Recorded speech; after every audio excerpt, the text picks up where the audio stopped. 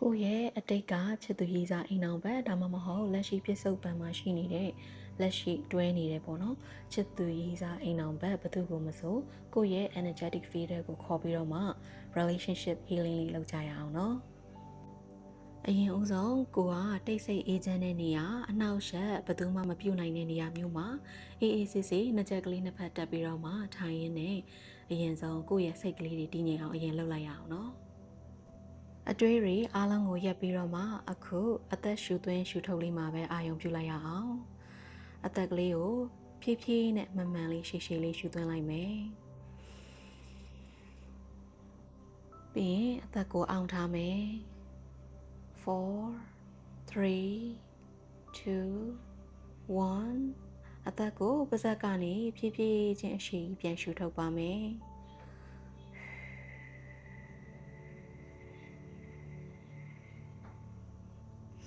နောက်တစ်ချိန်ရှူသွင်းပါမယ်အသက်ကိုအောင့်ထားမယ်4 3 2 1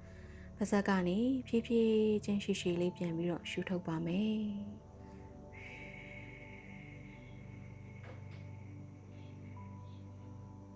နောက်တစ်ချိန်ရှူသွင်းကြရအောင်အသက်ကလေးကိုအောင့်ထားမယ်4 3 2 1ပြန်ပြီးတော့မှရှူထုတ်ပါမယ်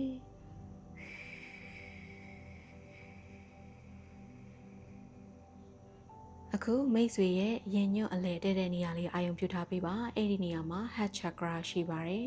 အဲ့ဒီနေရာလေးကို healing ပေးပေးမှာဖြစ်ပါတယ် healing ကိုလက်ခံတယ်လို့အာရုံပြုပြီးတော့မှလက်ခံထားပေးပါနော်